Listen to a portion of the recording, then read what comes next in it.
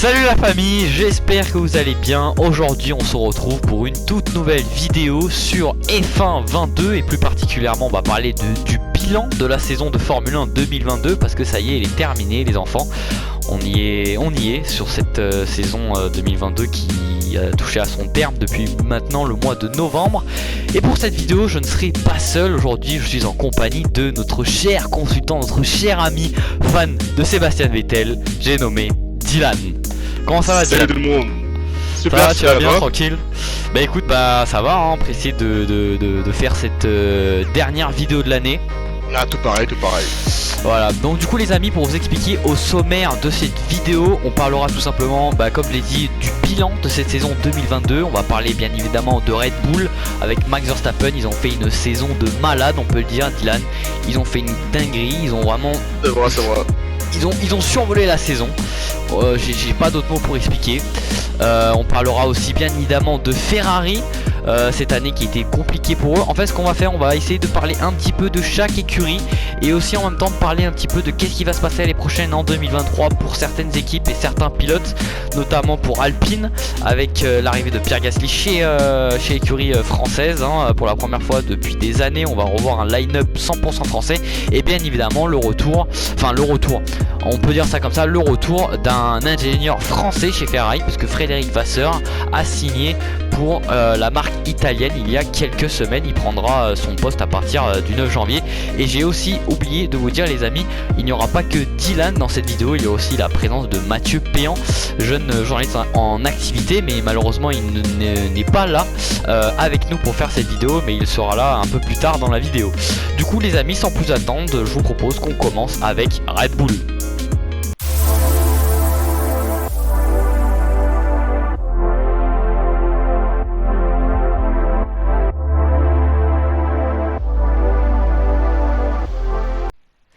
Et comment ne pas commencer ce talk F1 les amis sans parler de cette magnifique monoplace, la RB18, celle de Max Verstappen et Sergio Perez qui ont tout survolé cette saison. Si on compte en gros toutes les victoires et podiums, enfin non, toutes victoires je crois confondu, on est à peu près à 15 victoires si je ne m'abuse de Max Verstappen qui a carrément déglingué, pulvérisé le record de Michael Schumacher en une seule saison de F1.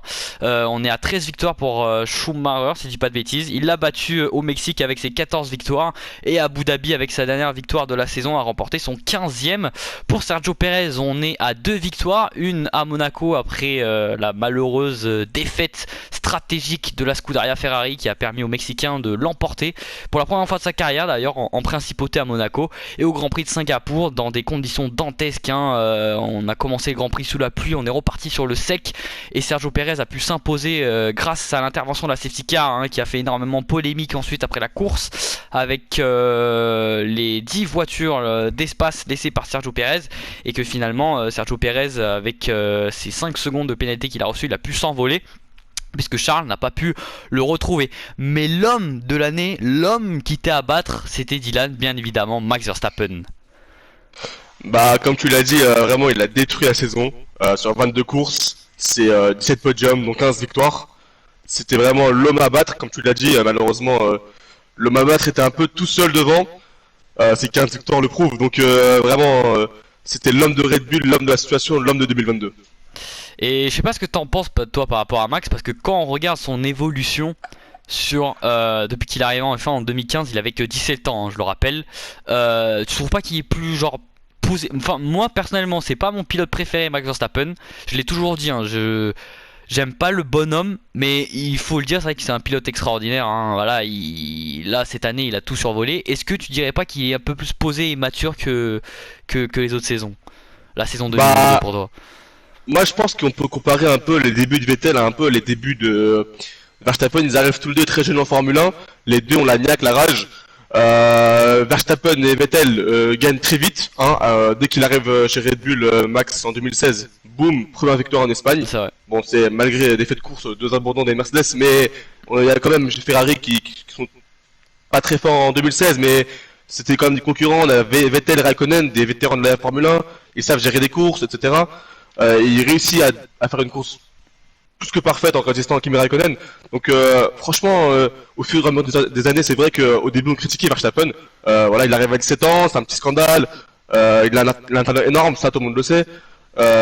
Et au fur des années, au fur et à mesure qu'il prend de l'expérience en Formule 1, bah, on l'a plus posé. 2020, c'est la concrétisation, des victoires régulières, des podiums. 2021, c'est le titre. 2022, il concrétise encore ça. Double champion du monde, une saison à détruire carrément. Donc c'est vraiment quelqu'un qui a pris de l'expérience et franchement, il le prend parfaitement.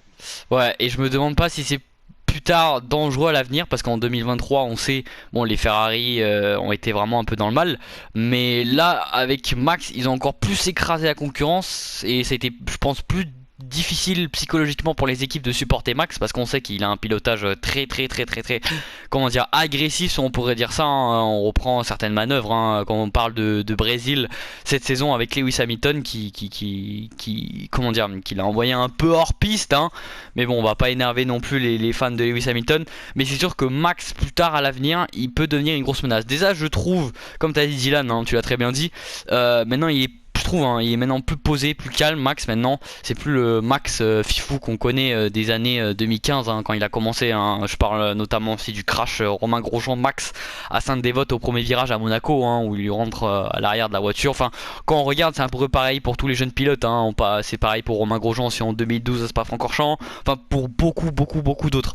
Mais surtout, si Max a pu pulvériser la concurrence cette année, c'est bien évidemment aussi les amis, il faut pas oublier hein, les consignes d'équipe hein, parce que cette saison, je vous l'ai dit tout à l'heure, 15 victoires pour Max Verstappen contre 2 pour Sergio Pérez, et dès le début de la saison on sait tous que les consignes d'équipe étaient primordiales chez Red Bull pour qu'il n'y ait pas de problème hein. On le rappelle 2014 il y avait Daniel Ricciardo et Sébastien Vettel à ce moment là quadruple champion du monde, Ricciardo jeune pilote australien qui a faim, qui a soif de victoire, et malheureusement Vettel déjà d'une il n'y avait pas la voiture compétitive, et Ricciardo tout de suite est arrivé, il a fait ses preuves chez Red Bull.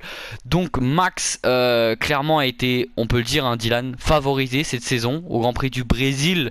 Il ne laisse pas passer son coéquipier Sergio Pérez, je crois que c'était pour la 5ème ou 6ème place du championnat. Je sais plus, mais en tout cas Pérez qui n'a pas pu prendre la place de vice-champion du monde à Charles Leclerc à cause du Brésil. Donc voilà, après Dylan, je sais pas si tu as d'autres choses à rajouter sur Red Bull parce que ils ont tout survolé ces saisons, je sais pas quoi dire de plus à part qu'ils ont explosé la concurrence. Ouais, bah comme tu l'as dit, hein, voilà, ils ont carrément survolé le championnat.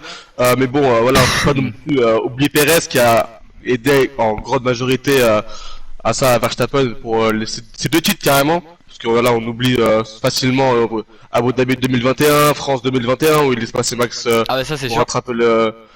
rattraper les victoires, pour toujours finir premier. Donc voilà, on a un super wingman. On dirait, voilà, moi je compare un peu Perez et Barrichello. Dans le sens où voilà, C'est des torpedos malheureusement. bah, Barrichello c'était tout pour Schumacher et là on trouve Perez tout pour Verstappen. Malgré que cette année Perez n'a pas eu une voiture qui lui correspondait parfaitement, voilà, et ce sera jamais le cas finalement parce que voilà, on mettra toujours Verstappen un palier au-dessus. Si Verstappen a des améliorations, et ben il le rasera en premier et pas Perez, donc c'est tout à fait normal. Et puis bon, c'est vrai il y a eu des petits coups bas au Brésil, tu dis pour Perez ou Ouais, Max mais il qui l'a laisse dit en passer interview Perez. après hein. Il l'a dit en interview, il s'était Il l'a énervé. dit, il l'a dit, ouais, il l'a dit. Mais bon, je crois que même s'il passait devant Perez, ça changerait rien, ça changerait rien en championnat, car Leclerc a fini devant Perez. Tiré par McLaren pour Oscar Piastri, hein, pareil, un autre jeune pilote australien prometteur, un champion du monde de F2 en 2021. Ricciardo qui est parti de chez McLaren, et là ça a secoué un peu tout le monde. Daniel Ricciardo devient pilote de réserve chez Red Bull. Alors est-ce que pour toi Dylan, Sergio Pérez a du souci à se faire? Bah, moi je suis content pour Ricardo, qui se retrouve pas vraiment sans rien du tout. Parce que bon bah c'est pas quelque chose qui méritait forcément de retrouver vraiment sans rien, sans équipe, sans écurie, rien, pas de voiture. Donc voilà, c'est troisième d'être troisième place pour Red Bull, donc voilà, ça va l'aider lui dans le simulateur, etc. pour rester actif. Et puis pour Perez finalement, moi je pense que Perez n'a pas grand chose à craindre. Voilà, quand tu regardes 2021, Perez est parfait wingman, 2022 encore meilleur. Donc si Perez continue comme ça, il finit troisième du championnat. Moi, je pense que le troisième championnat c'est quand même pas rien quoi. Quand t'as un wingman, c'est que voilà, t'as marqué des points, t'as fait tout ce qu'il fallait. Quand Max n'était pas là, ils ont pas à Singapour, Perez gagne. Voilà, si Perez continue comme ça, il a pas vraiment tout à se faire. C'est plus voilà dans le clan Red Bull et tout Marco tout ça, à voir voilà au niveau des exigences si ils veulent remplacer Perez ou non. Bah oui, c'est vrai, parce que faut pas l'oublier, comme t'as dit, hein, Dylan, hein, les exigences, pardon, chez Red Bull, qui sont énormes. Hein. Déjà, on a vu notre pilote français, hein, Pierre Gasly, se faire licencier, remercier par Red Bull parce que ses performances ne plaisaient pas. Il n'était pas au niveau de Max Verstappen. Alexander Albon, pareil, qui fait la moitié de saison 2019, qui fait une saison entière en 2020, mais qui se fait pulvériser, puisqu'à la fin, il est même plus chez Red Bull, il n'est même plus en Formule 1. Donc c'est vrai que le management chez Red Bull est très compliqué. Mais pour revenir sur le cas de Daniel, je pense moi aussi c'est pareil, la même idée que toi. Je pense pas que Ricciardo prenne la place de Sergio Perez, à part si Perez fait de grosses boulettes. Mais déjà ce qu'il a fait là 2021-2022, il a passé un gros step cette saison. Troisième au championnat, ce n'est pas rien. 2 victoires quand même, une pole position. Il a réalisé sa première pole position à Jeddah. Ça faut pas l'oublier tout de même. Mais bon, j'ai vu sur des articles que Daniel Ricciardo serait l'homme le mieux payé sur le paddock F1, dans le paddock F1, sur le plateau. Alors pour l'instant les chiffres n'ont pas été révélés, mais en tout cas le pilote australien serait l'homme le plus payé en étant juste pilote, troisième pilote et pilote réserve simulateur. Donc écoutez les amis, pour Red Bull on a tout dit, maintenant on va passer... Attention à un sujet très compliqué, très dur pour vous les amoureux de Ferrari, les tifosi, mais malheureusement on va parler de Ferrari. Et maintenant on quitte l'Autriche pour se diriger en Italie pour parler bien évidemment de la Scuderia Ferrari. Voilà, ça y est, on y est les amis, on commence ce thème un petit peu chaud cette saison, donc si vous êtes fan de Ferrari, s'il vous plaît, ne nous en prenez pas à nous, hein, on va y aller tranquille, hein, vu que c'est une vidéo tranquille chill, hein, les gars. Alors Dylan, je sais pas pourquoi pas recommencer en parlant de Ferrari cette saison, sans trop être méchant, mais voilà, pour moi Ferrari, malheureusement cette année, c'est un gros flop. Cette saison et même avant les tests d'avant-saison, on arrive avec une voiture qui fait peur à tout le plateau, qui montre à tout le monde que Ferrari va être la voiture de 2022. Et quand au fur et à mesure de la saison on approche de la fin, on voit que là c'est la catastrophe.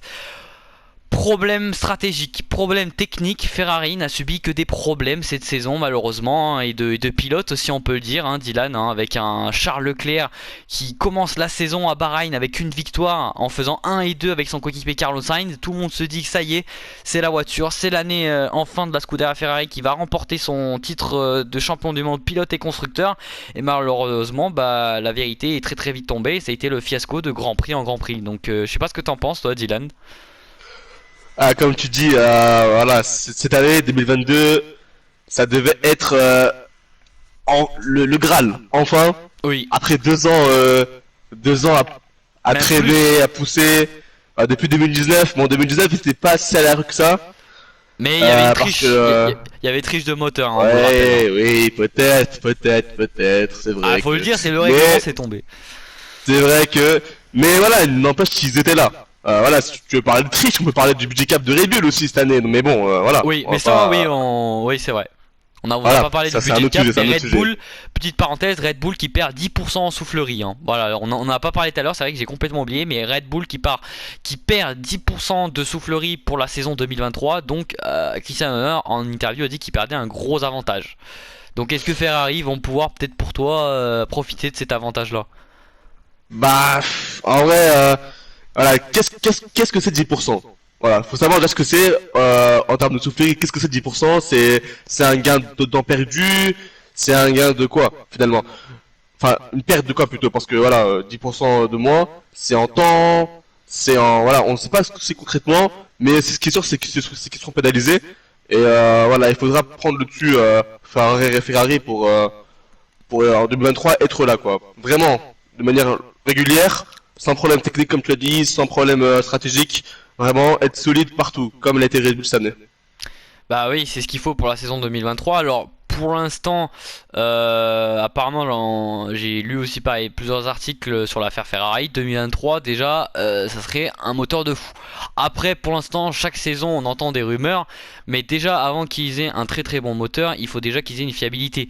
Parce que les amis, le nombre de fois où je me suis levé de mon canapé quand j'ai vu le nombre d'erreurs de Ferrari en problème technique, hein, je parle pas de problème stratégique, parce que là aussi problème stratégique, on va en parler, c'était complètement la sauce cette saison. Grand Prix d'Autriche, Carlos Sainz, si je ne m'abuse, pareil, il jouait le podium, il perd son moteur. Grand Prix d'Espagne, là aussi les amis, un gros tournant du championnat. Grand Prix d'Espagne, Charles Leclerc qui est devant, qui a facile, si je dis pas de bêtises, hein, une bonne avance quand même, entre 5 à 10 secondes sur le pilote néerlandais, et son moteur explose, donc il perd un gros avantage.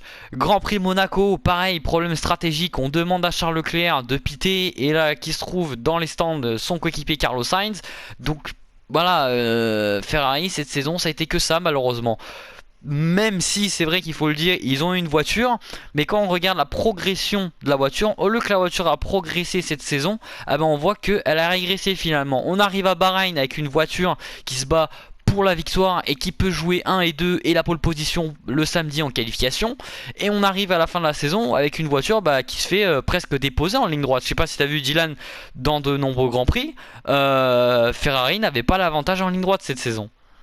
Ouais, c'est vrai. Même moi, je pense qu'à la fin de saison, c'était littéralement Mercedes deuxième part du plateau. Voilà, parce que Mercedes, avec la victoire de Russell, montée en puissance énorme de Mercedes en fin de saison, qui malmène vraiment Ferrari, moi je trouve. Bah oui. Voilà, c'est démonstration de Russell sur démonstration. Il fait une grosse partie de saison, mais ouais. C'est vrai que pour moi, la fin de saison de Ferrari, c'était un peu à l'image de toute la saison, pas très Ouais. régulière. Une performance, comme tu dis, qui décroît, une montée alors que le Mercedes, au contraire, c'est vraiment la montée en force, c'est gain de puissance maximum. Donc, ouais, je suis totalement d'accord avec toi. Ouais, parce que là, faut vraiment se bouger de la part de Ferrari. Et vu que Ferrari veut gagner, veut des victoires, on va parler de 2023. Donc après de longues rumeurs, de longues spéculations, ça y est, on l'a appris. Notre ingénieur français qui est patron de l'équipe Alfa Romeo, c'est Frédéric Vasseur, les enfants. Frédéric Vasseur qui a signé pour Ferrari, qui remplace Mattia Binotto après une saison. Dylan, là on va pas se le cacher, hein, on va pas y aller de main morte, hein, de main légère. Mais Mattia Binotto cette saison, faut le dire malheureusement, bon, il est là depuis les victoires de Michael Schumacher, depuis ses débuts avec Ferrari. Voilà, il a connu un petit peu l'hégémonie Michael Schumacher, Ferrari, la grande épopée. Mais malheureusement, je pense que pour Mattia Binotto, c'était le bon moment, je pense, pour partir. Parce que là, malheureusement, à chaque réaction de fin de Grand Prix, voilà, il n'assume rien, il porte pas les pilotes, malheureusement. Et là, avec l'arrivée de Frédéric Vasseur, il y a moyen, je pense, hein, parce qu'avec le charisme de Frédéric Vasseur et surtout son palmarès, quand on regarde, il était patron chez Art et il a, si je ne dis pas, si je ne m'abuse, hein, fait gagner beaucoup de pilotes de F2 à l'époque qui sont montés en Formule 1, qui sont devenus champions du monde. On parle bien évidemment Lewis Hamilton, Nico Rosberg, Hülkenberg, qui c'est qu'il y a d'autres, Charles Leclerc, George Russell, Nick De Vries, enfin la plupart des pilotes que Frédéric Vasseur a eu en catégorie inférieure à la F1 en F2, il les a montés presque tous en Formule 1. J'ai pas dit la liste complète, mais si je dis pas de bêtises, il y a à peu près, je crois, entre 21 et 27 pilotes qui étaient sous l'aile de Fred Vasseur. Donc en reparlant d'ailleurs aussi de français, c'est la deuxième fois que la Scuderia Ferrari fait confiance à un ingénieur français, parce que le premier était bien évidemment, comment ne pas parler de Jean Todt, hein, quand on parle de Michael Schumacher.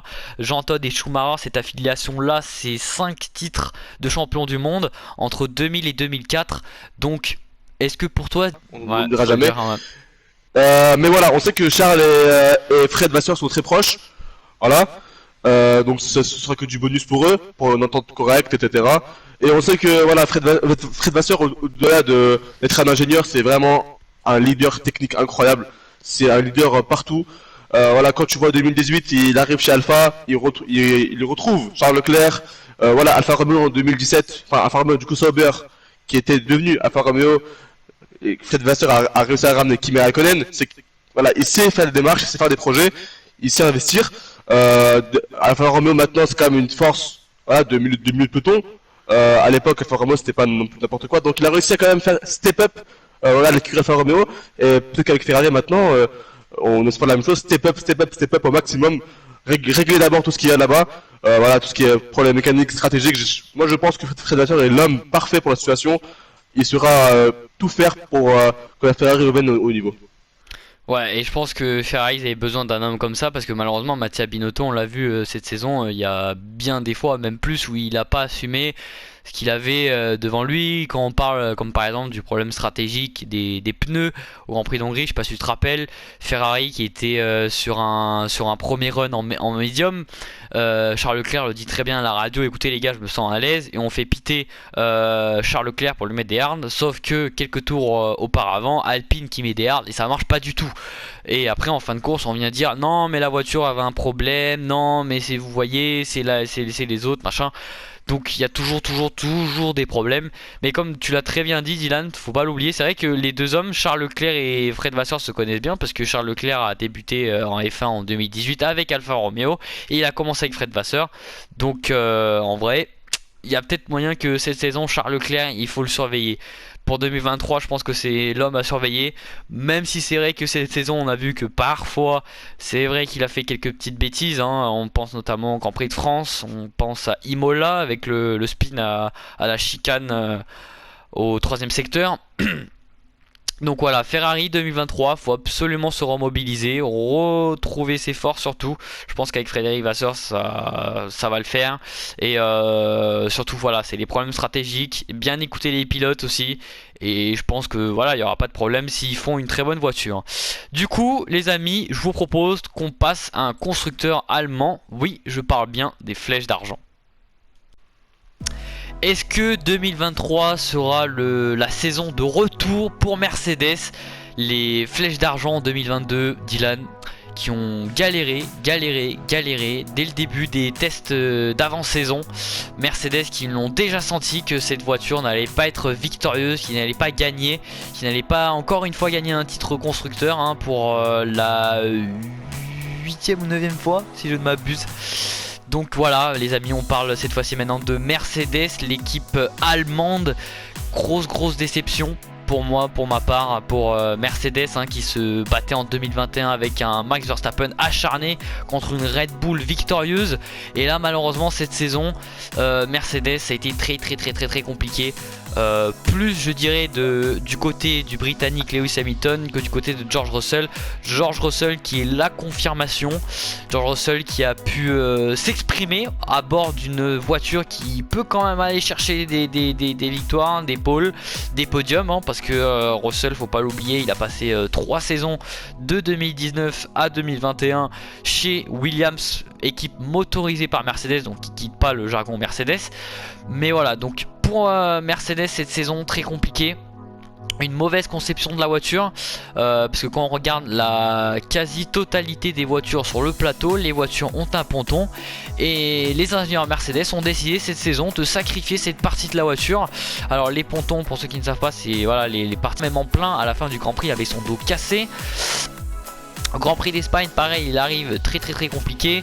Enfin Mercedes, on peut le dire, même si elles ont galéré, elles ont été en outsider cette saison, puisque Ferrari a beaucoup fait de bêtises cette saison et elles ont pu quand même des fois faire peur à Ferrari en leur piquant la 2e place au constructeur.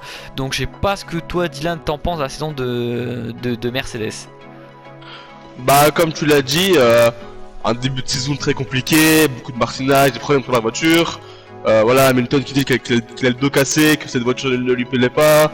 Voilà, on a l'image de Imola par exemple, où Lewis Hamilton reste derrière Gasly toute la course, vraiment littéralement. Ah il oui, est derrière lui, dans son diffuseur, il ne peut absolument rien faire, ni le dépasser, à part le menacer, il ne peut rien faire, il ne peut pas attaquer, car la voiture ne lui permet pas. Tu as souligné Ferrari aussi, oui. Ça prouve que Mercedes a réussi à relever la voiture d'une manière folle. Voilà, moi je pense que durant toute la saison, même si on le voit pas forcément au début, le véritable ennemi de Ferrari c'est Mercedes, c'est pas Red Bull. Voilà, réussir à menacer Ferrari quand vous êtes Mercedes et quand vous avez fait un début de saison en vue Mercedes, moi je pense que c'est catastrophique, voilà, faut le dire. Parce que quand on parle de Mercedes, on parle de 8 titres de champion du monde, on parle de voitures qui sont excellentes, on parle de voilà, on parle d'être parfait. Littéralement, quand on est Mercedes, on vise toujours la perfection, le top 1. Et quand vous êtes Mercedes, vous ne pouvez pas finir 3ème, 4ème, 5ème, vous devez finir premier. Et moi je trouve que vraiment la victoire de Russell, c'est le Graal pour eux, c'est la concrétisation d'une voiture qu'on a su développer, qu'on a su comprendre. Et comme tu l'as dit, voilà, comme je l'ai dit aussi, moi je pense que le véritable ennemi de Ferrari c'était Mercedes cette saison et pas Red Bull. Alors on l'a vu, ils sont remontés comme des malades en début de saison. Voilà, il y a Russell qui joue un peu le jeu, qui monte sur le podium. Bon, on a vu quelques fois Hamilton un petit peu contrarié des décisions de Mercedes. En Australie, Lewis Hamilton qui dit les gars, qu'est-ce que vous avez fait? Pareil pour le Grand Prix des Pays-Bas, Mercedes qui avait une balle de match pour remporter son premier Grand Prix et avec Lewis Hamilton. Pareil, Hamilton qui était énervé à la radio mais qui s'est tout de suite excusé. Et les amis aussi, faut parler d'une grosse stat. Lewis Hamilton, pour la première fois de sa carrière, cette saison en 2022 n'a fait aucune pole position et aucune victoire. C'est la première fois depuis le début de sa carrière en Formule 1. Vous en rendez compte les amis? Hamilton est arrivé en Formule 1 en 2007. Il arrive en 2007 en Formule 1 chez McLaren avec Fernando Alonso comme coéquipier. Et depuis 2007, au moins une fois par saison, il faisait une victoire. Et si je dis pas de petites bêtises, de pole position aussi. Donc là, pour vous dire que clairement cette monoplace ne plaisait pas à Lewis Hamilton, mais ils sont très vite revenus puisque la consécration cette année pour Mercedes, c'est le Grand Prix du Brésil avec la victoire de George Russell, le pilote britannique qui a enfin remporté son premier Grand Prix. Pour moi, je ne me fais pas de soucis pour Russell. Russell, pour moi, cette saison, c'est la confirmation qui montre que c'est un pilote qui a faim. Enfin, j'ai pas dû attendre 2022 pour savoir que Russell allait être un petit prodige. Puisque en 2020 au Grand Prix de Bahreïn, je sais pas si vous vous rappelez de ce magnifique extérieur de George Russell sur Valtteri Bottas. À l'époque c'était le Grand Prix de Bahreïn ovale, puisqu'on était en pleine période de Covid. Mais bon, Mercedes qui peut revenir, pourquoi pas 2023. 2023 ça ne bouge pas côté line-up, Lewis Hamilton et George Russell qui s'entendent bien. On a vu qu'ils étaient en symbiose les deux pilotes, qui n'avaient pas de soucis. Donc je pense que Toto Wolff n'aura pas de problème à se faire. Mais alors est-ce que Dylan, pour toi Lewis Hamilton peut remporter son 8ème titre l'année prochaine en 2023? C'est une bonne voiture, et est-ce que tu le vois continuer plus tard dans le futur, quelques années en plus? Alors quelques années en plus, c'est un peu comme Vettel, voilà, c'est à lui de voir, c'est à Lewis de voir si ça lui plaît encore ce domaine, le domaine dont il fait part aujourd'hui, donc la Formule 1, si ça lui plaît encore, si les voitures lui plaisent, s'il aime ça, parce que voilà, on sait que Hamilton, Vettel, Alonso sont très nostalgiques de l'ancien temps. Voilà, bring back fucking V12. Donc voilà, on sait que ce sont des personnes qui sont très nostalgiques. Voilà, Vettel le dit, etc. Personne ne le cache. Parce que voilà, quand t'es 7 fois champion du monde, quand t'as égalité Schumacher, tout ce que t'as envie, c'est d'être le meilleur. Voilà, c'est un record, c'est fait pour être battu. Et pas être égalisé. Être égalisé à record, c'est incroyable, c'est magique. Le dépasser, c'est concrétiser, c'est prouver au monde qu'on est le meilleur. Alors voilà, moi si je suis Hamilton, voilà, j'ai quoi, j'ai 35 ans peut-être, 36 ans. Ouais, c'est l'âge de Lewis. Je suis plus à mon jeune âge. Il me reste peut-être quelques années. Est-ce que la F1 me plaît? Est-ce que j'aime les voitures actuelles? Est-ce que je me vois encore dans 4-5 ans? Ça je sais pas. Alonso lui, voilà, si on prend le exemple d'Alonso, bon lui, je pense que l'âge n'a pas de problème. Mais si on voit Vettel, voilà, on voit quelqu'un de nostalgique, on voit quelqu'un qui ne gagne plus tellement, qui n'a plus la voiture, malgré de diverses choses de carrière, on peut, voilà, Aston Martin, tout ça, bon bref, on en reparlera. Mais voilà, Hamilton, lui, il sait que potentiellement il aura une voiture qui peut gagner en 2023, il est quasiment sûr, parce que déjà, quand on s'appelle Lewis Hamilton, il nous faut une voiture compétitive. Ou sinon c'est la porte. Voilà, je me dirige vers la porte et je vais dans une autre écurie. Donc voilà, je suis Hamilton, je suis chez Mercedes. Pour moi, je peux encore rester quelques années, y a pas de problème. Si j'ai la voiture qui me permet d'être devant, et évidemment si j'ai un coéquipier qui me laisse un champ libre, mais ça c'est un peu plus compliqué. Ouais, c'est pour ça, parce que c'est la question que je voulais te poser. Est-ce que tu penses que George Russell sera un frein au 8ème titre d'Hamilton? Un frein? Voilà. Est-ce que tu... Je l'ai vu, l'engouement, il est très, Russell est super bien entouré. Vraiment, franchement, c'est incroyable l'adaptation qu'il a fallu dans très peu de temps pour être parfaitement à l'aise avec la voiture. Donc, franchement, j'ai hâte de voir 2023 et la relation toujours, parce que là, Mercedes ne s'est pas battu pour des titres. Voilà, ne Voilà. s'est pas battu pour le titre, donc ça a été un peu, voilà, un peu tranquille. Même si Hamilton mais tu vois ce que je veux dire, Ouais. était en tension avec Russell, mais c'était qu'un petit jeu finalement. En 2023, si ça se bat pour le titre et des victoires à tous les grands prix, attention, Ouais, ouais, attention Russell attention. Hamilton. Ouais, parce que c'est pas la même chose, parce que déjà la voiture cette année n'était pas compétitive. Donc si l'année prochaine la voiture elle est compétitive, c'est sûr ça va être beaucoup plus compliqué je pense que ça. Donc bon. Donc voilà les amis, on a tout dit sur Mercedes, Hamilton, Russell. Du coup je propose qu'on passe avec Alpine, mais avant je vous laisse avec la réaction de Mathieu. Bah, moi, pour cette saison 2022, honnêtement, je voudrais parler de George Russell. Je trouve que pour moi, c'est l'une des grandes satisfactions de cette saison, niveau pilote. Et surtout de Mercedes, parce que honnêtement, Mercedes a fait une saison, soyons honnêtes, catastrophique, à oublier, je pense. Entre les problèmes de monoplace, entre les difficultés, la différence flagrante avec Red Bull, alors qu'en 2021, ils se bataillaient pour le titre. Et puis n'en parlons pas aussi avec la W13, la W13 et les nombreux problèmes qu'ils ont eus, que ce soit en pré-saison ou durant même toute la saison.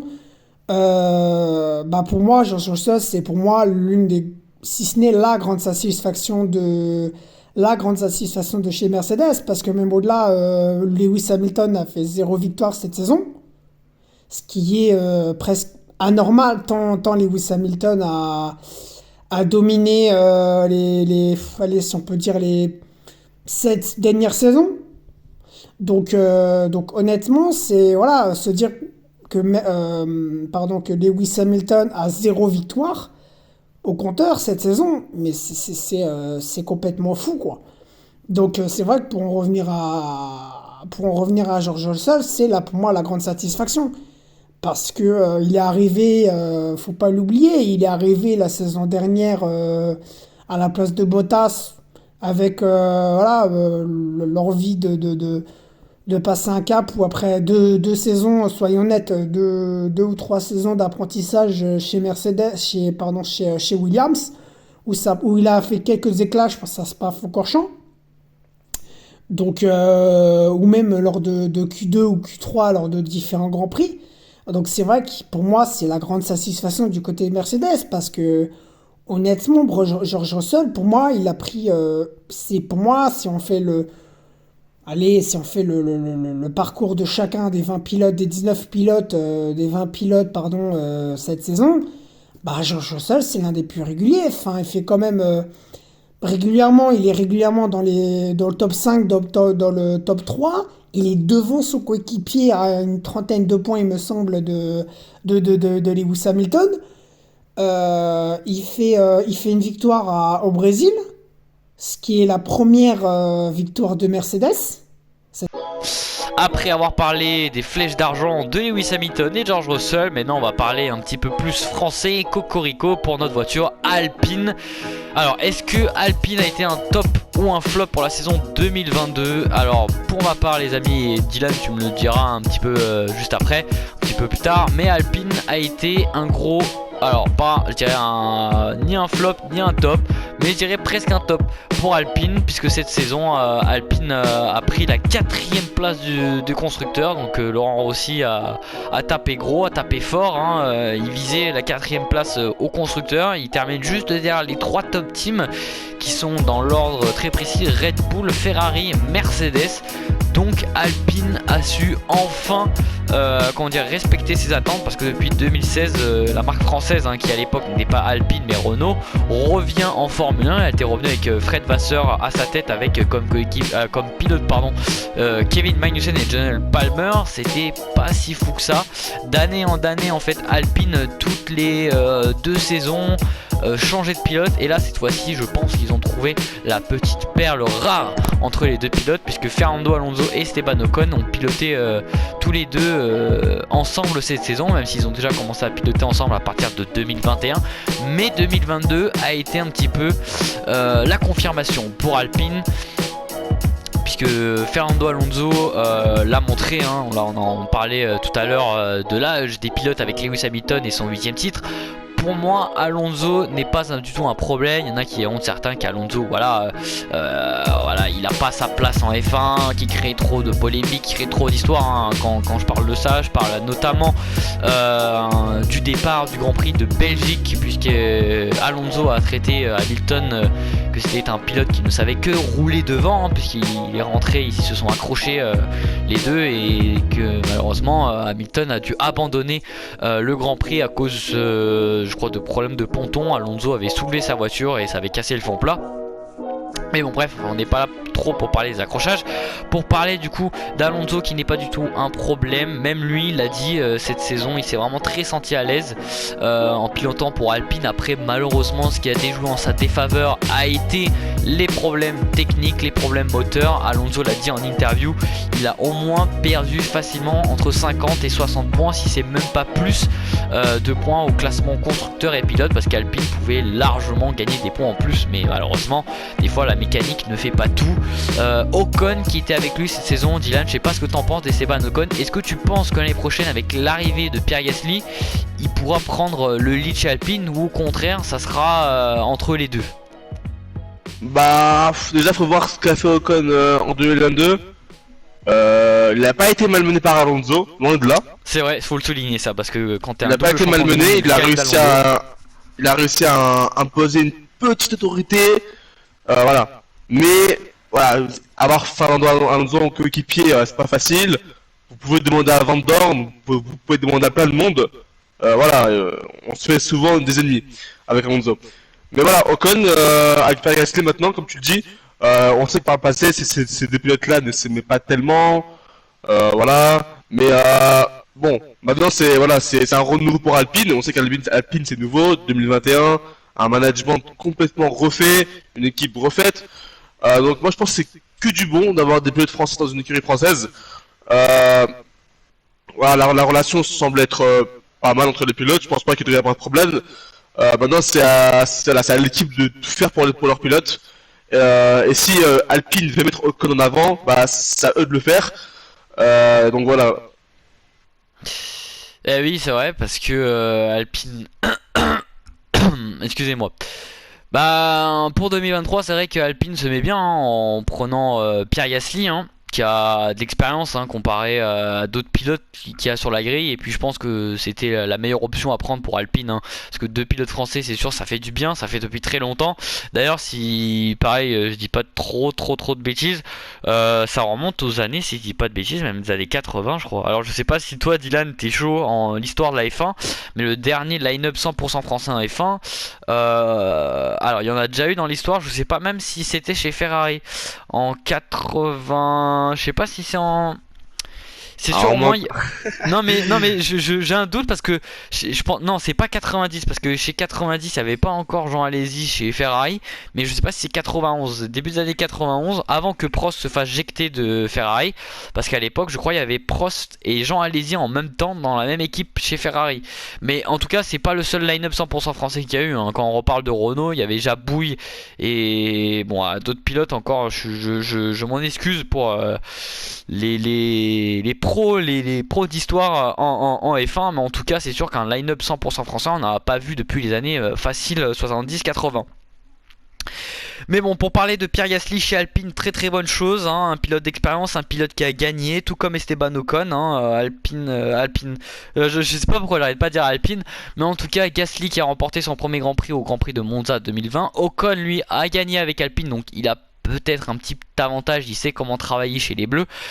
Quant à Pierre Gasly, il va devoir apprendre, parce que malheureusement, on l'a appris, Gasly ne reprendra pas ses ingénieurs. Il avait Laurent Hamelin, l'ingénieur qui lui a permis de gagner au Grand Prix de Monza 2020, et malheureusement, il ne sera plus avec lui cette saison.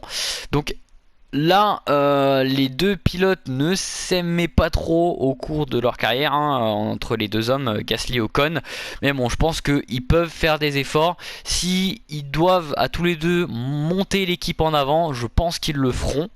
Mais Dylan, toi, je sais pas ce que t'en penses, parce que là, depuis tout à l'heure, on parle d'Alpine, voilà, sur 2023.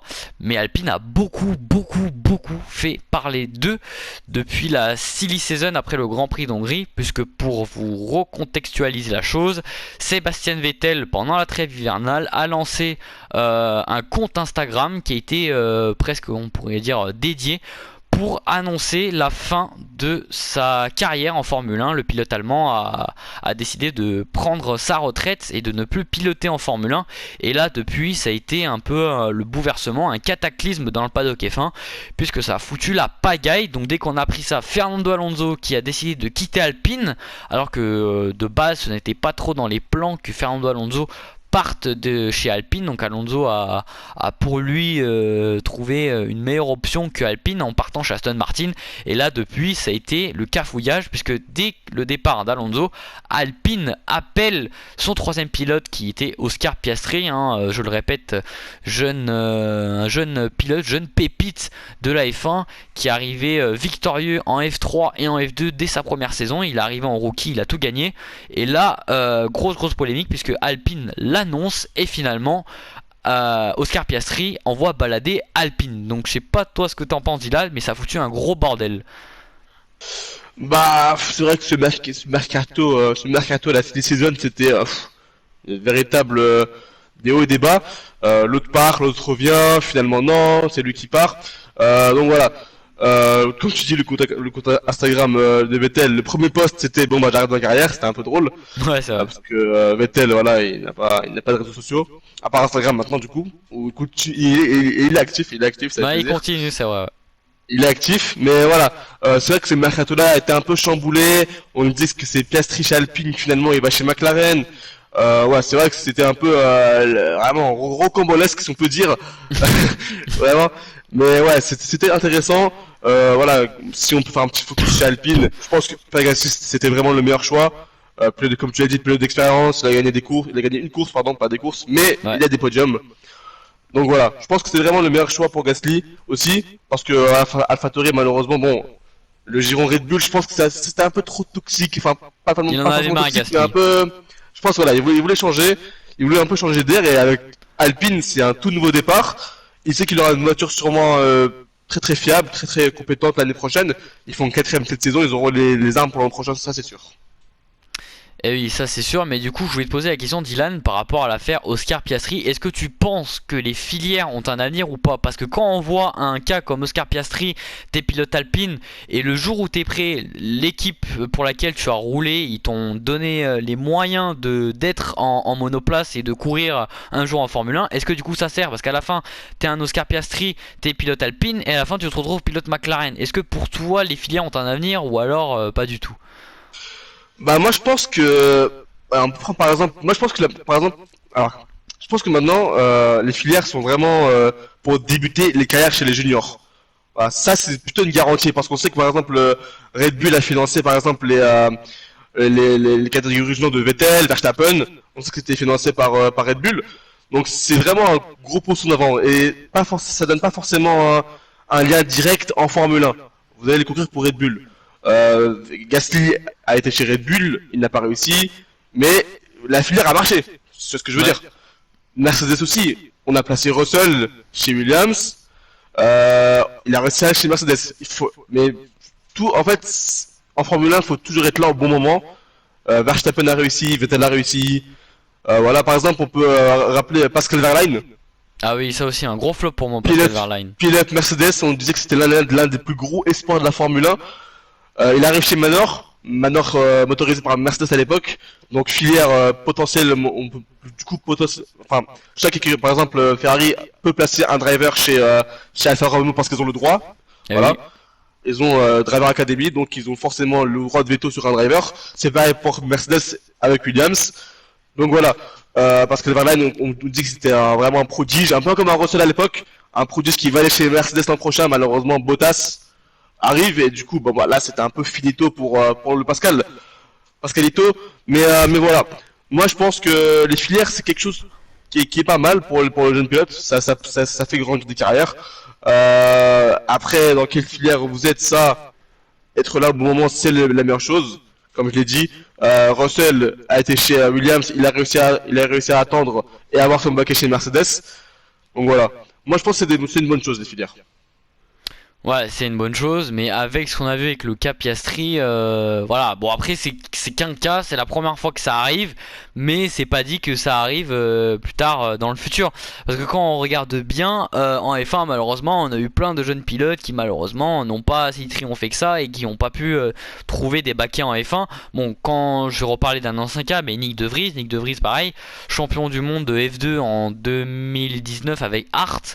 Pendant un moment, il trouve pas de baquet et c'est que maintenant pour 2023 qui réussit à trouver un baquet. Bon, après en même temps faut le dire, il était sous l'aile de Toto Wolff. Toto Wolff l'a bien aidé puisqu'il a fait des roulages au Grand Prix de France et à d'autres Grands Prix, je ne sais plus, Grand Prix de Monza, voilà, avec des monoplaces motorisées par Mercedes qui l'a bien aidé. Mais bon, voilà, quand on reparle du cas, comme tu l'as très bien dit, de Pascal Wehrlein, notre très cher Pascalito, qui malheureusement n'a rien trouvé après. Il était pilote fini à Mercedes, après il est parti en Formula I et d'ailleurs je sais plus ce qu'il fait, notre petit Pascalito. Donc il s'est très vite malheureusement cassé les dents en F1 et c'est ça, en même temps tu l'as très bien dit, hein, en F1 faut arriver au bon moment pour pouvoir trouver un baquet. Sur ce les amis, je sais pas si t'as toi d'autres choses à rajouter sur le cas Alpine, Bah aussi Piastri. on peut, ouais, en parlant des filières, on peut par exemple aussi citer le petit Tsunoda, Ah oui, c'est vrai, filière Red Tsunoda. Bull, Oui. filière Red Bull. Il est actuellement chez AlphaTauri, mais par exemple, voilà, s'il quitte pas le giron Red Bull, il risque de rester chez AlphaTauri très très très très longtemps. Voilà, et un peu s'il perd pas, bah ce sera mort pour lui déjà. Voilà. Marco va le faire. Bon, mon petit, merci pour toi, merci à toi d'avoir été là, de la filière Red Bull, etc. Mais si, voilà, si vous vous démarquez pas chez la petite écurie, vous ne pourrez jamais monter très haut en filière. Ah oui, c'est ça. Mais du coup, je me disais, parce que tu parles de Tsunoda, c'est intéressant. Mais est-ce que Tsunoda n'est pas une sorte de produit Honda? Parce que Tsunoda, faut pas l'oublier, ici il est arrivé chez AlphaTauri, c'est sous les conditions japonaises. Parce qu'à l'époque, bon à l'époque c'est toujours le cas, mais c'est pas officiel que la Red Bull et l'AlphaTauri sont motorisés par Honda. Et Honda voulait absolument un pilote japonais pour représenter la marque japonaise. Donc est-ce que Tsunoda est là plus le talent ou pour l'image et le marketing pour dire voilà on a un moteur Honda qui est piloté par un pilote japonais? Je sais pas toi ce que t'en penses Dylan sur ça. Alors, on a les pleins Formule 1. C'est tout ce que j'ai à dire, voilà. Voilà. Bah On a les pleins Formule 1, enfin, les pleins Formule 1 de manière concrète. oui, Si tu vois ce que je veux dire, voilà. Il n'y a plus oui. Honda comme sponsor, il n'y a plus Honda sur les voitures Red Bull, donc Honda fait plus partie de la Formule 1.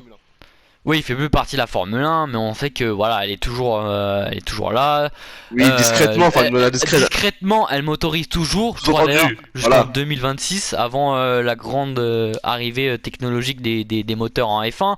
Mais voilà, il y a beaucoup de cas comme ça quand tu parles de certains pilotes où voilà, ils sont plus là pour le marketing que pour vraiment on prend le pilote. Enfin, pour moi, Tsunoda, pour moi, c'est pas non plus un pilote très très sans sas.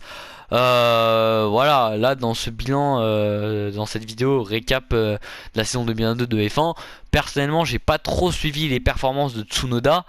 Voilà, en tout cas il a très bien fait son job cette saison avec AlphaTauri en soutenant Pierre Gasly, même si c'était compliqué. Mais en vrai Tsunoda, enfin toi je sais pas ce que t'en penses, mais c'est pas non plus la pépite. Voilà, quand tu remarques un pilote, c'est que voilà, ce pilote se démarque des autres. Tsunoda cette année, ne s'est pas tellement démarqué du milieu de peloton. Hein. Ouais, et je pense que même si ça continue comme ça, parce que l'année prochaine il sera aux côtés de Nick De Vries. Quand on voit le calibre de Nick De Vries, il a pas piloté de F1, hein, il a juste été champion du monde en 2019 de F2 et depuis il a juste fait quelques tests, mais il a pas fait le Grand Prix. Et là à Monza, ça a été une démonstration. Donc quand on voit Nick De Vries, la P9 qui nous a sorti au Grand Prix de Monza, on se demande pas si le petit Yuki il a un petit peu peur, hein, parce que pas peur, mais qu'il a un peu de soucis à se faire quand on voit Nick De Vries. Donc écoutez, je pense qu'on verra ça pour 2023. Pour l'instant, on n'y est pas. La seule chose qu'on sait, voilà, il y a juste les tout nouveaux pilotes Gasly, Nick De Vries qui ont déjà roulé avec les tests d'après-saison à Abu Dhabi, et les prochains tests des essais hivernaux se dérouleront à partir du mois de février. Donc c'est là où on en saura un peu plus des performances des équipes et des pilotes. Du coup, Dylan, ce que je te propose, c'est qu'on parle tout de suite de Haas. Et bien évidemment, pour terminer cette vidéo, les amis, comment ne pas terminer cette vidéo sans parler du quadruple champion du monde Sébastien Vettel. Et pour terminer cette vidéo, les amis, on va parler un petit peu des tops de cette saison. Et pour commencer, on va parler bien évidemment de Haas. Alors Haas, cette saison, ça n'a pas été non plus la révélation, l'équipe du milieu de plateau. Enfin, je sais même pas si on peut d'ailleurs la décrire comme équipe du milieu de plateau. Mais en tout cas, ce qu'on retiendra de cette saison 2022, c'est bien évidemment la pole position historique de Kevin Magnussen. Pour la première fois de l'histoire, un Danois fait la pole position en Formule 1. Et tout ça a été possible grâce à la météo.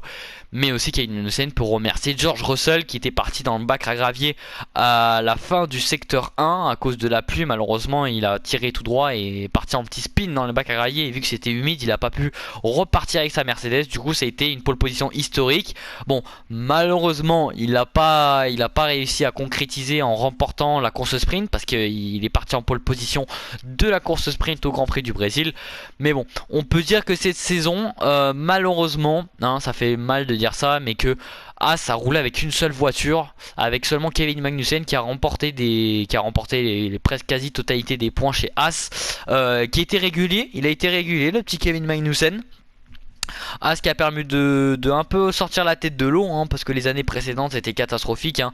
Quand on reparle de la saison 2021, je pense que ça a été la pire saison de Haas, en sachant que Gunther Steiner en 2020 dit à ses deux pilotes respectifs, Grosjean et Magnussen, qui se séparent d'eux à cause du fait qu'il n'a pas trop de moyens financiers pour pouvoir continuer. Et là, la Haas, la VF 21 n'a pas du tout été développée, c'était catastrophique. Mais là en 2022, avec la nouvelle réglementation, les nouvelles F1, Haas a sorti la tête de l'eau. Pour Kevin Magnussen, il pensait pas revenir et finalement il a été rappelé. Bon, vous le savez, on va revenir un peu dessus. Problème de contexte, guerre Russie-Ukraine. Du coup, ce qui fait que Mazepin a dû partir dès le deuxième jour des essais hivernaux, puisqu'il a participé au premier jour des essais hivernaux, mais qui a été très vite écarté à cause de la guerre en Russie. Parce qu'il faut le rappeler que Nikita Mazepin était sponsorisé par l'entreprise de son père Uralkali, qui était une entreprise russe, qui était proche de Vladimir Poutine, hein, qui est un riche oligarque, et qui a été très très vite écarté. Malheureusement, Mazepin qui lui a continué à se battre pour pouvoir continuer à faire des sports automobiles, qui a d'ailleurs lancé une association, je crois, de pilotes russes, voilà, parce que pendant un long moment les pilotes russes ont été écartés des compétitions. D'ailleurs en Angleterre il y a eu l'interdiction pour tout pilote russe de rouler sur leur terre. Après, quand on reprend le cas de Robert Schwarzman, pilote de la filière Ferrari, qui lui du coup était russe, mais qui a du coup a dû rouler sous la licence israélienne pour pouvoir rouler. Donc toi Dylan, je sais pas ce que t'en penses de Haas cette saison. Est-ce que pour toi Haas a été la révélation ou pas du tout?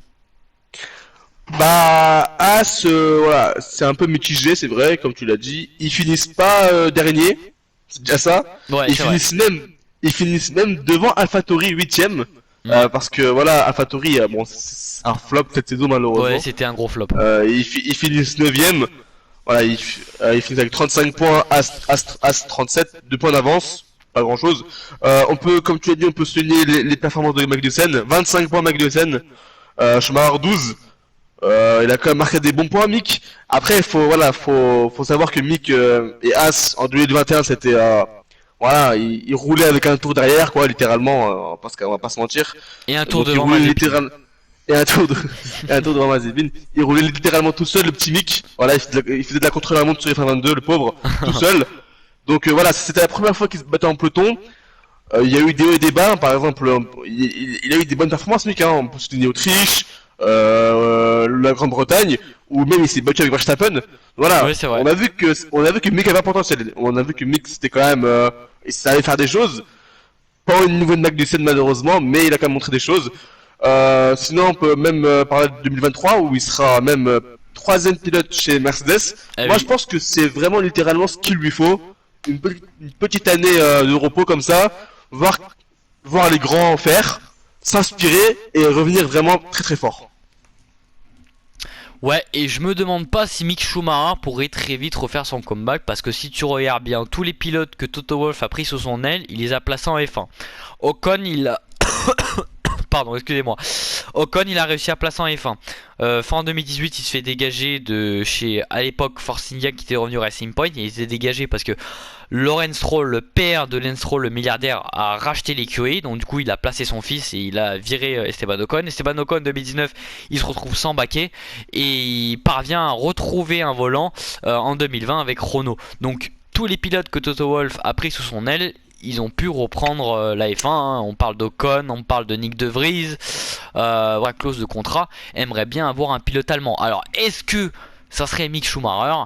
Alors là pour l'instant on sait pas, c'est encore un petit peu trop loin. Faudrait que déjà Mick Schumacher trouve un baquet bien avant l'arrivée d'Audi, mais pourquoi pas.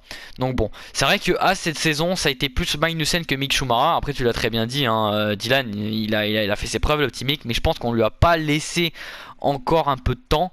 Ça aurait été bien de le voir aller une troisième saison, voilà, de voir ce qu'il a fait, parce qu'en 2021 voilà, il était tout seul. La Haas, faut le dire clairement, c'était une poubelle qui n'était pas comment dire très développée. En même temps la voiture était pas du tout développée. Ils ont pris la voiture de 2020 et ils l'ont pas retouché du tout, pardon.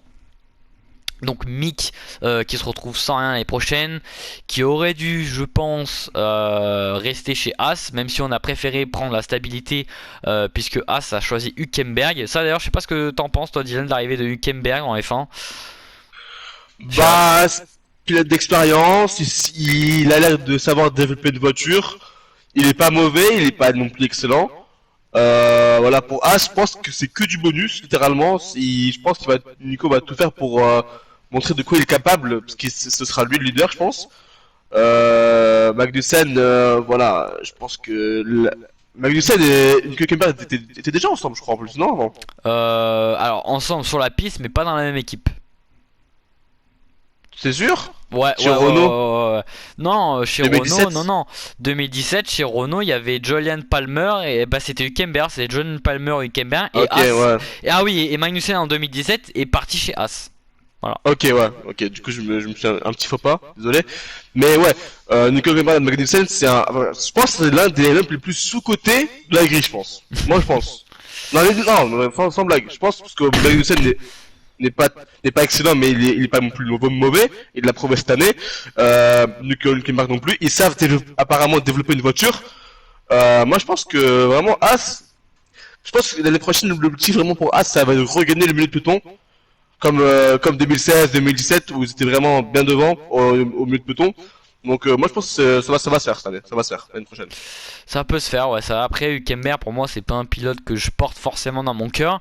Mais c'est vrai, comme t'as dit, c'est un pilote qui sait développer une voiture. Après, en même temps, choisir entre un pilote qui sait développer une voiture et un pilote qui gagne, qui marque des points, voilà, il n'y a pas comparatif. Après, c'est vrai qu'Hülkenberg, voilà, ça a été un pilote régulier, mais sans plus. Il n'a, pour rappel, jamais gagné Grand Prix en F1. Il n'a jamais fait de... Ah non, si, excusez-moi, il a déjà fait une pole position. Je crois que c'était Brésil 2009 ou 2010 quand il était encore à l'époque chez Williams, le petit Nico. Donc voilà. Sur ce les amis, on a terminé pour As. Je vous laisse avec la réaction de Mathieu et juste après on passe à Sébastien Vettel. Et pour terminer les amis, ce talk show F1, comment ne pas parler d'un pilote qui a tiré sa révérence au mois de novembre au Grand Prix d'Abu Dhabi. Oui, je parle bien de Sébastien Vettel, pilote allemand, quadruple champion du monde, qui a au moins facile 15 ans d'expérience en Formule 1 et qui a malheureusement annoncé sa retraite. C'est terminé pour le pilote allemand. Il retire son casque à la fin de la saison 2022. Donc pour 2023, les fans de Vettel qui est notamment, je suis avec un grand fan de Vettel, hein, Dylan, hein, si Et la pour toi fin, la ça doit fin. être un énorme coup dur, hein, pour Vettel. Voilà, Vettel, on se souviendra tous, 4 titres de champion du monde avec Red Bull. C'est lui qui d'ailleurs a fait gagner les premiers titres de Red Bull, puisque cette année Red Bull a remporté un nouveau titre constructeur, mais cette fois-ci sous l'hégémonie, enfin je pense pas encore dire hégémonie parce qu'il est encore un peu trop tôt pour parler d'hégémonie pour Verstappen, mais voilà, Vettel, voilà, qui a marqué son sport, qui a marqué la F1, qui a marqué aussi son engagement, hein. Cette saison, on a bien vu que le pilote allemand s'est engagé dans plein de causes. Il arrive en 2022, il était malade, il avait le Covid, il s'est fait remplacer par Nico Hülkenberg, mais voilà, il a porté différents casques, pardon, pour soutenir beaucoup de causes, notamment la cause de la guerre en Ukraine, de la protection de l'environnement avec les abeilles, surtout aussi qu'il a porté aussi son casque aux couleurs LGBT, tout comme Lewis Hamilton, pour soutenir la cause. Enfin, Vettel, au-delà du pilote, qui était vraiment un personnage, je dirais, à sa fin de carrière, parce que début carrière, milieu carrière, c'était vraiment le sportif de très haut niveau qui était un pilote de pointe, hein, faut le dire, hein, qui a cherché énormément de victoires de 2010 à 2013, qui a tout raflé. Il n'y avait aucune concurrence, il y avait Red Bull et un point, c'est tout. Comme Max Verstappen, c'était un leader dans son équipe, hein. À l'époque, rappelez-vous, il y avait Mark Webber. En 2013, rappelez-vous du Multi 21, où Red Bull avait décidé que les pilotes ne se dépasseront pas, chose que Vettel n'a pas respecté, et finalement voilà, qui a tapé du poing sur la table, ce qui lui a permis de remporter en 2013 son 4ème et malheureusement pour les fans de Vettel, dernier titre en Formule 1. Donc je voulais savoir pour toi, Dylan, est-ce que pour toi Sébastien Vettel va manquer à la Formule 1? Bah, est-ce que une icône, ça manque à la Formule 1? Moi, je pense que oui. Ah oui, c'est sûr, hein. Pour moi, c'est littéralement une icône. C'est l'un des plus grands pilotes de l'histoire de la Formule 1. Il a laissé un impact, comme tu dis, 4 titres champions du monde. C'est 57 positions, 57 pôles, positions, 53 victoires. Des stats ahurissantes. C'est 299 Grands Prix. Malheureusement, encore, Ouais, encore un Grand Prix, 300. c'était, il aurait pu. C'est malheureux. 122 podiums, c'est des stats ahurissantes. Pas au niveau de Hamilton, mais c'est quand même très grand, quoi. Et puis voilà, vraiment le Vettel, tu vois, on peut parler de l'aspect pilote comme humain. C'est vraiment une super personne. Alors attention, au début de carrière, Vettel, il faisait peur aux gens, hein. Vettel au Oui, début c'est de sa vrai. carrière, il était pas là pour rigoler, hein. C'était limite un Verstappen. C'était littéralement son sosie. Voilà, quand on parlait de Vettel, on parlait d'un taureau, hein. On parlait ça fonce tout droit et ça ne réfléchit pas. Ça cherche qu'à gagner des courses et puis au fur et à mesure des années, il s'est un peu rabattu de manière voilà, plus posée, plus tranquille, plus mature. 2014, je pense que ça l'a vraiment fait réfléchir à son comportement, enfin pas forcément son comportement, mais ses actions en course, etc. C'est devenu une autre personne, moi je pense. Et pour toi, quel serait l'événement le plus marquant que t'as gardé de Sébastien Vettel dans toute sa carrière? Si t'aurais un Alors, moment à du choisir. bon côté, mauvais côté. Ouah, quand même, du bon côté. On est là quand même, c'est Vettel, c'est une icône 4 fois champion du monde, c'est pas rien, voilà. C'est. Alors Pour moi toi, je c'est quoi retiens, bon bah le moment? c'est le moment. Le moment de Sébastien Vettel, ouais, de toute sa Moi carrière, je si t'as pense une que image. c'est un 2013. Voilà, c'est Grand Ah Prix oui, d'un c'est 2000 vrai. Oui, c'est vrai. un 2013. J'ai vu le Grand Prix sur TF1 à l'époque. Ah non, Non, c'était 2013 c'était déjà Canal+. c'était Ouais, déjà ouais, sur Canal+, Canal+. Canal+. Ouais. Et du coup, j'ai commencé à regarder Vettel sur TF1 à l'époque, où TF1 transmettait les Grands Prix à la télé. Mais ouais, 2013, voilà, j'étais avec mon papa, tout ça, on regardait le Grand Prix. Et puis voilà, voilà, moi, quand j'étais jeune, quand j'étais tout petit, voilà, j'ai vu Vettel gagner le course, j'ai fait, bon, bah, c'est mon pilote préféré, et puis, maintenant, ça a suivi. Et puis voilà, 2013, c'est la concrétisation, tu vois que c'est un personnage, quoi. On se dit, qui peut battre ce mec? Qui peut faire mieux que ça? Bon, il a été surpassé, ce qui est logique. Quand tu vois des Verstappen, Hamilton, tu te dis bon, Vettel c'est quand même, il y a eu plus fort malheureusement, mais il s'est battu Vettel avec Ferrari. Bon, il a pas réussi, mais bon, c'est triste. Et alors du coup, est-ce que pour toi, comment expliquer ça? Que l'arrivée de Vettel chez Ferrari, ça l'a un peu poussé vers la retraite. Parce que quand on regarde certaines images, notamment en 2021, quand il arrive chez Aston Martin, pour faire pour mouler son baquet, on a vu, bon, Vettel, une sacrée grosse calvitie.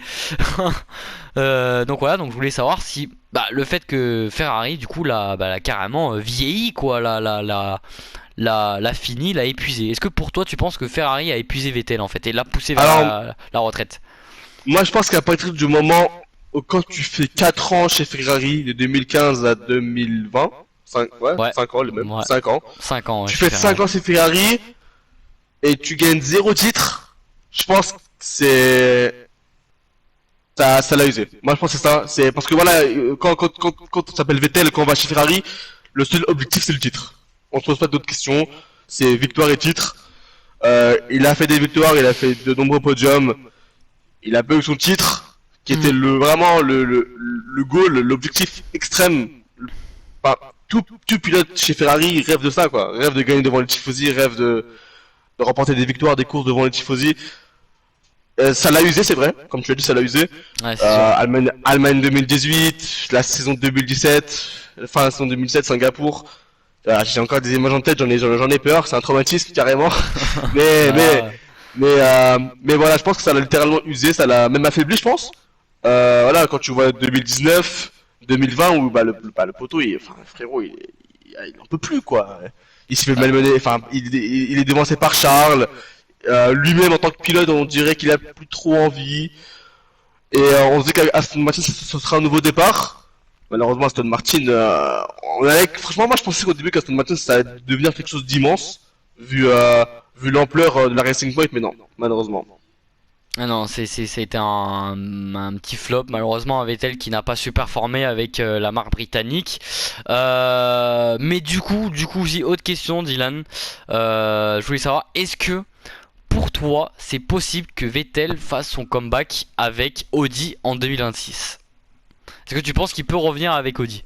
Alors déjà, il aura quel âge 2026? Il a quel âge là maintenant? Il aura quel âge 2026? Ouais, je sais pas Il sera plus précisément, jeune, hein. mais il sera plus Bon, tout jeune. Quand tu on va- regardes Alonso aussi, il a fait son comeback, il est plus tout jeune, il a 41 ans, 42 ans, je crois, Alonso. Ouais, mais c'est deux partages complètement différents. C'est deux partages complètement différents. T'as un mec voilà, qui veut profiter de sa famille, et l'autre qui est un fou furieux encore sur la piste, qui veut encore gagner des courses. Voilà, c'est pas la même situation pour les deux. Mais voilà, 2026, moi je pense pas vraiment. Je vois pas Vettel faire un comeback. Parce que. Ah, en vrai, j'hésite. Parce qu'il y a une partie de moi qui me dit que. Ah, j'aimerais tellement qu'il fasse son retour. Parce que voilà, c'est mon pilote préféré, c'est le support que je supporte le plus. Il est passé par les écuries que j'adore quand j'étais petit. Et puis je me dis, bah après quand tu pars comme ça, c'est un peu une fin logique. Tu vois ce que je veux dire? T'étais au Ouais. sommet, t'étais au sommet, t'essaies de remonter la pente encore plus, t'essaies de brandir le record, tu n'y arrives pas, et c'est fini. Donc moi je pense que c'est un peu comme Raikkonen, voilà, où il s'est dit bon bah on a tout fait avec Ferrari aussi, voilà. On est parti quelques années sabbatiques chez Alfa Romeo, histoire de suivre sa carrière tranquillement, et puis voilà. C'est vrai que c'est dommage hein, pour Vettel. Hein. Moi personnellement, enfin j'ai vu plein d'images en voyant Mick Schumacher et Sébastien Vettel avec Audi, mais je pense que je n'y crois pas trop, même si en conférence de presse, la dernière qu'a fait Vettel, Hamilton le charriait dessus en disant comme quoi c'était impossible qu'il allait revenir. Mais un comeback pour Vettel, je pense que ça semble compliqué, surtout que si tu pilotes pas pendant 2-3 ans, en sachant que tu prends une grosse claque derrière la tête. Hein, la F1 est sans cesse en évolution. Voilà, donc comme une Kember qui fait son comeback là pour la saison 2023, ça va être très compliqué pour lui. Donc revoir Vettel, pour moi, je pense que malheureusement c'est terminé pour le pilote allemand. Faut arrêter Après, Après oui. vas-y, continue. Non, Bah, mais... tu vois, par exemple, Hülkenberg, il a réussi à faire des bonnes perfs, hein. Même enfin, en tant que sub, en tant que remplaçant. Il a pas fait cas de figure. Par Oui, c'est exemple, chez vrai. Racing Point, il fait une P2, une P3 en qualif, je crois. Oui.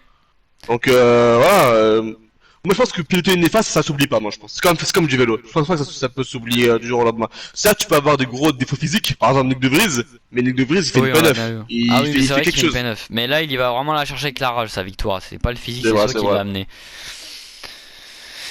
Mais voilà, pour revenir avec Kember, bon, en même temps, il avait la Racing Point. Racing Point, c'est une grosse voiture compétitive. Quand il remplace Vettel début 2022 parce il avait le Covid, voilà, bon, il finit pas dernier, mais il finit pas non plus en haut du classement, hein. Il termine plus en bas de C'est ça. classement. Mais ce qui a souligné, c'est qu'il termine pas dernier. Et ça, c'est pas donné. Parce que quand pendant longtemps, on ne fait plus de Formule 1 et tu termines pas quand même dernier, c'est quand même une satisfaction. Tu dis que t'as pas quand même perdu les bases. Après, comme tu l'as dit, la F1 c'est comme le vélo. Voilà, quand tu sais faire du vélo, après ça se perd pas. Mais bon, après quand même, quand il y a l'âge qui rentre en compte et quand il y a le physique qui rentre en compte, c'est sûr qu'après c'est plus la même tasse de thé. Donc voilà, Dylan, je sais pas si tu as quelque chose à rajouter sur Vettel ou sur d'autres équipes d'ailleurs qu'on n'a pas parlé, sur McLaren.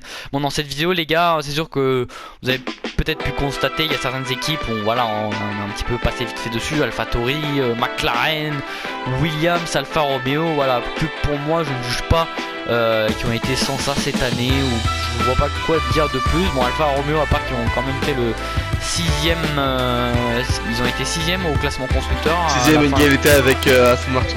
Ouais, voilà, 6ème avec Aston Martin qui revenait, et Alfa Romeo qui ont su se maintenir, hein, grâce à qui? Grâce à Fred Vasseur, hein. Donc on verra ce qu'il fera Et en Bottas. 2023. Et oui, c'est vrai, faut souligner Bottas. Bon, après. Elle a tout seul. Ouais, c'est vrai. Bottas a fait tout seul. Bon, il y a quelques fois où Anujo l'a un peu épaulé, mais bon. Voilà, après sur ce, il y a des équipes comme McLaren, voilà, on n'a pas trop parlé. Ricciardo, gros flop, malheureusement. McLaren, je sais même plus si on doit dire McLaren ou Lando Norris F1 Team. Sans parler du fait de l'argent, mais surtout que McLaren est un peu comme Red Bull, voilà. Lando Norris, pilote numéro 1. L'équipe tourne autour de Lando. Donc voilà, après on va voir ce qu'ils vont faire en 2023 avec Oscar Piastri. Du coup, Diel, je sais pas si t'as quelque chose d'autre à rajouter. Bah merci Vettel, merci pour toutes ces émotions et j'espère te revoir au fond de moi, mais bon, c'est la fin, il faut l'accepter et puis voilà. Bah voilà, bah écoutez, c'était les derniers mots de Dylan et mes derniers aussi, parce que la vidéo, les amis, touche à sa fin. J'espère que cette vidéo vous aura plu. C'était la dernière vidéo de l'année en tout cas. J'espère que vous avez passé de bonnes fêtes, et surtout la vidéo je pense sortira bien avant 2023. J'essaierai de la monter le plus vite possible, avant en tout cas le 1er janvier. Voilà, donc en tout cas passez de bonnes fêtes, faites attention à vous. Voilà, c'est le mot que j'ai à dire. Sur ce les amis, cette vidéo touche à sa fin. Abonnez-vous, likez, partagez, continuez d'aimer les sports mécaniques, la F1, la MotoGP.